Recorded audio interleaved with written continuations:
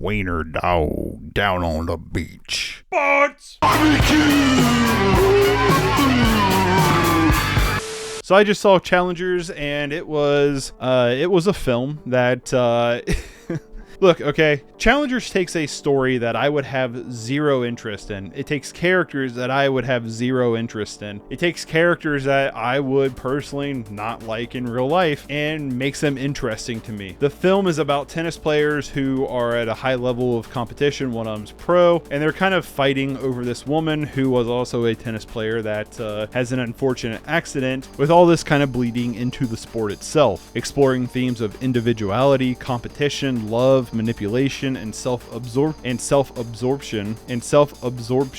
Whew, that is a hard word for me to fumble through. The film is using its non-linear story to maximize its narrative. You just sit there waiting to see how the story will unfold, while at points getting the effect before the cause that deepens the drama. The film is beautifully shot with some really interesting segments of like, all right, that's really cool. I like this presentation. Like, I'm kind of curious how you did that. I'm talking about the back and forth scene. If you know what I mean, if you've seen the film, I would like the behind the scenes. I want to see how they shot that. The score by Trent Reznor and Atticus Ross is probably one of my favorites of the year so far. I've actually listened to it a couple times at work the other day. It's a fantastic score. But while there's a lot here that I really do enjoy, I honestly don't know if I really care to rewatch this, if that makes any sense. This is one of those movies I feel like is probably most effective on a first time viewing, because I don't know if there's like a lot to dig here. I feel like a lot of this film is very surface level on its presentation and what the story is presenting here, which I did really enjoy. But like, I don't know if on like a second watch it would be as impactful or be as strong, or who knows, maybe it will deepen even further beyond what I think. It's just one of those films like I left and I was like satisfied, I was like satiated, and now I don't know if I care to revisit it. I will pick this up on Blu-ray. I will watch this again at some point, because I will say it's probably a contender for my best of 2024 list so far, but I am curious to see if it does hold up on a second viewing or not. I will say all the performances from the main cast here was fantastic. This is honestly probably my favorite thing I've seen from Zendaya so far, although I've not seen a lot. Like, I haven't watched Euphoria or anything. She's in that, right? I'm not just making stuff up, assuming things. She's in that, right?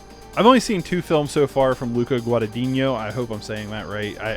His last name stumbles me up so bad. But I've seen this, and I've seen Suspiria. I want to see Bones and All. I'm just going to have to check out the rest of this dude's filmography, because so far what I've seen I've really enjoyed. I will say I do like Suspiria more than Challengers, but there is a lot here that I really, really like on terms of like a technical aspect. Like I said, it does take a premise and a story and characters that I otherwise wouldn't care about, and makes me care about them, which is really nice to feel that. But also, there's just some really great looking moments. There's some great choices, and there's some cool moments, if that makes any sense. Like, there's just some like shots you're just like, with the score, you're just like, yeah, I'm into this. I like this vibe. This is cool. Overall though, I'm going to give this one a 7.5 out of 10 so far. It is kind of one of those films that could go up or could go down on a second viewing, but for right now, I think I'm going to stick at a 7.5. If you want to support what I do, you can consider subscribing, become a member or Patreon, and let me know what you think of Challengers, and I will see you later.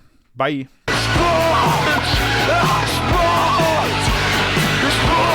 It's blood!